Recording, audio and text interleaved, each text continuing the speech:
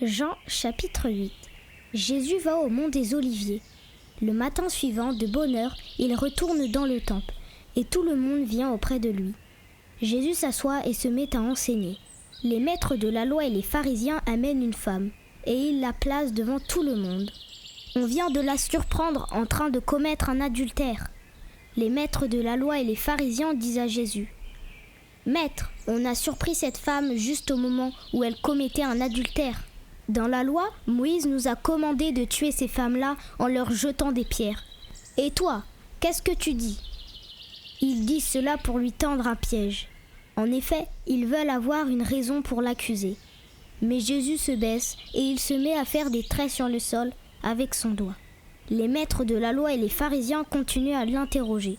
Alors Jésus se redresse et leur dit: « Parmi vous, celui qui n'a jamais commis de péché, qui lui jette la première pierre. » Ensuite, Jésus se baisse de nouveau et il se remet à faire des traits sur le sol. Quand les gens entendent ces paroles, ils s'en vont l'un après l'autre, les plus vieux d'abord. Jésus reste seul avec la femme et elle est toujours là, devant lui. Jésus se redresse et lui dit: « Où sont-ils ? Personne ne t'a condamné ?» La femme lui répond: « Personne, Seigneur. » Jésus lui dit: « Moi non plus, je ne te condamne pas. Tu peux t'en aller et maintenant ne commets plus de péché. » De nouveau, Jésus parle à la foule. Il dit: « La lumière du monde, c'est moi. Si quelqu'un me suit, il ne marchera pas dans la nuit, mais il aura la lumière qui donne la vie. » Alors les pharisiens lui disent: « Tu es témoin pour toi-même. Donc ce que tu dis n'est pas valable. » Jésus leur répond: « Oui, je suis témoin pour moi-même, mais ce que je dis est vrai. En effet, je sais d'où je suis venu, et je sais où je vais. Mais vous, vous ne savez pas d'où je viens, et vous ne savez pas où je vais. Vous jugez à la manière humaine, moi je ne juge personne, et même quand je juge, mon jugement est juste. En effet, je ne suis pas seul pour juger, je suis avec le Père qui m'a envoyé. Dans votre loi, on lit: quand deux témoins disent la même chose, on doit croire ce qu'ils disent. Je suis témoin pour moi-même, et le Père qui m'a envoyé est aussi mon témoin. » Les pharisiens lui demandent: « Où est ton Père ?» Jésus leur répond: « Vous ne me connaissez pas, et vous ne connaissez pas mon Père non plus. En effet, si vous me connaissiez, vous connaîtriez aussi mon Père. » Jésus leur dit cela au moment où il enseigne dans le temple. Il est près de l'endroit où on met les offrandes. Personne ne l'arrête parce que pour lui, ce n'est pas encore le moment. Jésus leur dit encore: « Je vais partir et vous me chercherez, mais vous allez mourir dans votre péché. Vous ne pouvez pas aller là où je vais. » Alors les Juifs se disent: « Est-ce qu'il va se tuer ? » En effet, il dit: « Vous ne pouvez pas aller où je vais. » Jésus leur dit: « Vous êtes d'en bas, et moi je suis d'en haut. Vous appartenez à ce monde, et moi je n'appartiens pas à ce monde. C'est pourquoi je vous ai dit, vous allez mourir dans vos péchés. Oui, vous allez mourir dans vos péchés si vous ne croyez pas en moi.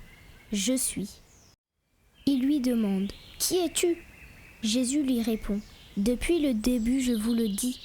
J'ai beaucoup de choses à dire sur vous et beaucoup à juger. Mais celui qui m'a envoyé dit la vérité. Et ce que j'ai appris de lui, je l'ai dit au monde. » Ils ne comprennent pas qui leur a parlé du Père. Alors Jésus leur dit: « Quand vous placerez le Fils de l'homme en haut, vous saurez que moi, je suis. Vous saurez que je n'ai rien fait par moi-même, mais je dis ce que le Père m'a enseigné. Celui qui m'a envoyé est avec moi. Il ne m'a pas laissé seul, parce que je fais toujours ce qui lui plaît. » Au moment où Jésus dit cela, beaucoup de gens croient en lui. Alors Jésus dit aux Juifs qui ont cru en lui: « Si vous restez fidèles à mes paroles, vous serez vraiment mes disciples. Vous connaîtrez la vérité et la vérité vous rendra libre. » Ils lui disent: « Nous sommes de la famille d'Abraham et nous n'avons jamais été esclaves de personne. Comment peux-tu nous dire: vous deviendrez libres ?» Jésus leur répond: « Oui, je vous le dis, c'est la vérité. Tous ceux qui commettent des péchés sont esclaves du péché. L'esclave ne reste pas toujours dans la famille. Le Fils, lui, reste dans la famille pour toujours. Donc, si le Fils vous rend libre, vous serez vraiment libre. Je sais que vous êtes de la famille d'Abraham, mais vous cherchez à me faire mourir parce que vous n'acceptez pas mes paroles. Moi, je dis ce que j'ai vu chez mon père, mais vous, vous faites ce que vous avez appris de votre père. » Ils lui répondent: « Notre père, c'est Abraham.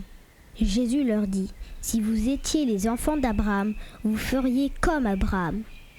Moi, je vous ai dit la vérité que j'ai apprise de Dieu. Pourtant, maintenant, vous cherchez à me faire mourir. Abraham ne l'a pas fait cela. Vous faites comme votre père. Ils lui répondent, nous ne sommes pas des enfants illégitimes.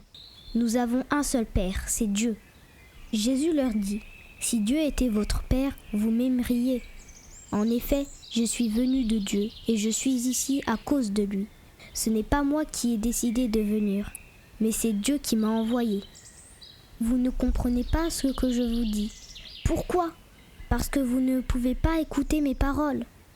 Votre père, c'est l'esprit du mal, et vous voulez faire ce que votre père désire. Lui, c'est un assassin depuis le début. Il n'est jamais resté dans la vérité, parce qu'il n'a pas de vérité en lui. Sa façon normale de parler, c'est dire des mensonges. En effet, il est menteur, et c'est le père du mensonge. Mais moi, je dis la vérité, et c'est pourquoi vous ne me croyez pas. Parmi vous, qui peut prouver que j'ai commis des péchés ? Je dis la vérité, mais vous ne me croyez pas. Pourquoi donc ? Si une personne appartient à Dieu, elle écoute les paroles de Dieu. Mais vous ne m'écoutez pas parce que vous n'appartenez pas à Dieu. Alors les Juifs disent à Jésus, « Nous avons bien raison de dire, tu es un Samaritain et il y a en toi un esprit mauvais. » Jésus leur répond, « Non, il n'y a pas d'esprit mauvais en moi, mais je respecte mon Père. Et vous ne me respectez pas. Je ne cherche pas ma gloire. Il y a quelqu'un qui cherche ma gloire et qui juge. Oui, je vous le dis, c'est la vérité. Si quelqu'un obéit à mes paroles, il ne mourra jamais. » Les Juifs disent à Jésus, « Maintenant, nous le savons, il y a en toi un esprit mauvais.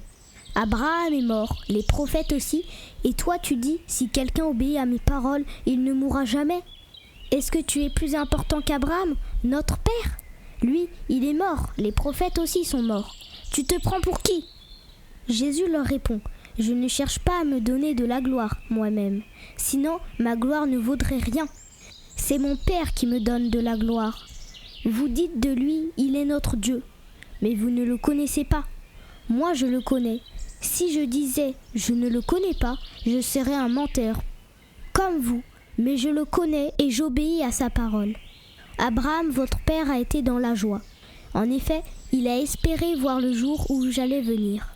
Il l'a vu et il a été rempli de joie. » Les Juifs disent à Jésus, « Tu n'as pas encore 50 ans et tu as vu Abraham. » Jésus leur répond, « Oui, je vous le dis, avant qu'Abraham existe, je suis. » Alors il ramasse des pierres pour les lancer sur Jésus, mais il se cache et il sort du temple.